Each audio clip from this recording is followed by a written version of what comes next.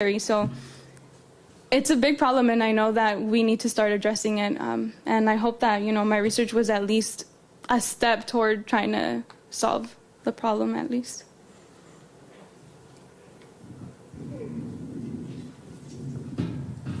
Sorry, so I just want to make some comments. Don't really have questions. I want to say thank you to both of you for the work you're doing, and definitely a great panel to be put together, especially dealing with education. Just because a lot of my research has focused on retention rates here in UCSC, as well as La Mara Salvatrucha and MS-13, the history. And I think that both of them, if you really look at it, them trying to find a community based on a historical identity, and then what's going on to those people who can't reach this institution and find themselves here, they have other options like the military, which I personally have always felt is a legitimized form of a gang, but that's kind of my personal opinion. And I guess I just want to say thank you so much. Keep working on it.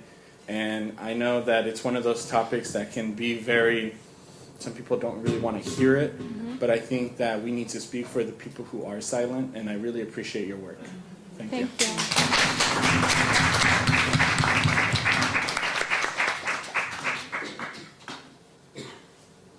Hi, my question was for Tiffany. So it was said that you're the co-chair of an ethnic organization yourself. How has your research changed your opinion and your approach, I guess, in helping to facilitate an ethnic organization once you've really looked at the factors? I think right now what's most important for me after doing this research is just having that family bond, so members of the organization can feel that they're at home, that they do belong here. And I think just with my community being Salvadorian students, there's not a lot of us here. And at least I know those 2 rows back there are, but, I think that's what we try to do. Even like when we do fundraisers, just like, food from back home, let's do that, or events, what stuff haven't campus seen from the Salvadorian community, and I think I want to address that even more. And, if I'm willing to get the help of them there and inspire them to, to get our identity out there and for everyone to understand, at least for my specific community being Salvadorian, then, I hope coming in the fall we can do that throughout the academic year. All right, thank you. Yeah.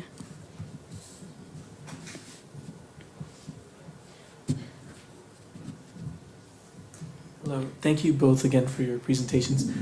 Tiffany, I wanted to ask, in some of the interviews that you conducted, if you saw any patterns or trends or themes emerge in the discussion with students that join ethnic organizations, particularly around academic success.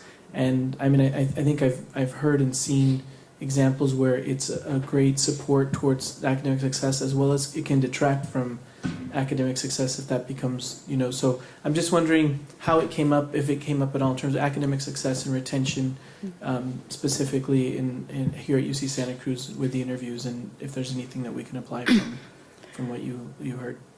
A lot of what I saw within the surveys were the fact that, they did feel welcome at UCSC in general, but a lot of them did say, there were a couple of professors that just took one look at me and saw me as a cheater.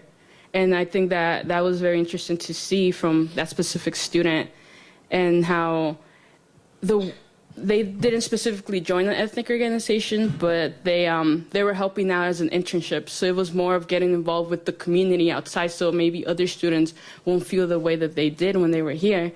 So within the retention, I didn't see a lot of it, but it is seen that I did see that, students just do join these ethnic organizations because maybe they want to walk away from that academic side a bit because they don't feel completely comfortable and join this community where they do.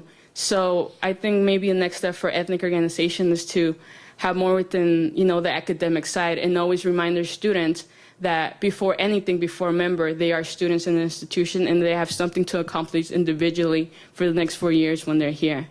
So I think, like I said, the next step for ethnic orgs is, just support your student and tell them that they are a student before anything, because the reason why we're here and the reason that we're going to make a difference and we one less statistic is to graduate.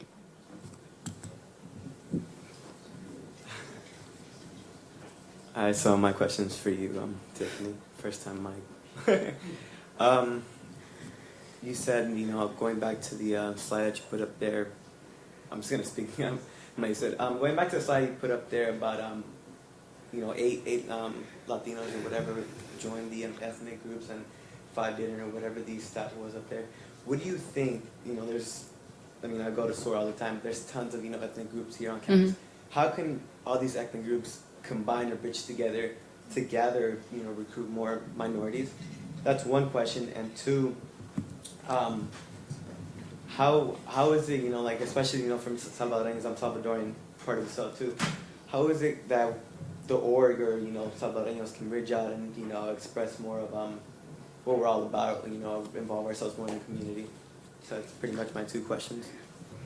Yeah, again, within my data, it's not a big Latino population. It was 18 students, but yet I found that factor that, those 8 Latinos, only 5 of them joined. The Hispanics, out of the 3 that identify themselves as that, none of them joined ethnic orgs. So I think it's, when students come in, they probably receive a culture shock. So, addressing those students, those needs, as soon as students get here, for them, in a way, yes, they should seek resources, but what happens if they're afraid, especially incoming students, freshmen or even transfer students? How can we as UCSC, not just ethnic organizations, reach out to these students so they can feel comfortable coming in and being able to express themselves and not feel that cultural shock when they come in? Although there's a lot of us here, we're not the majority, but yet, with that little minority that we have here, that they, we consider that minority, we can still make that difference. We just need to, like you said, when you go to SOAR, we all just need to work together. We all have that common factor, which is we're all students here in this institution specifically. Why aren't we working together to form, big organizations to have these students here so they can, so there could be a better retention rate within, the whole diverse group here?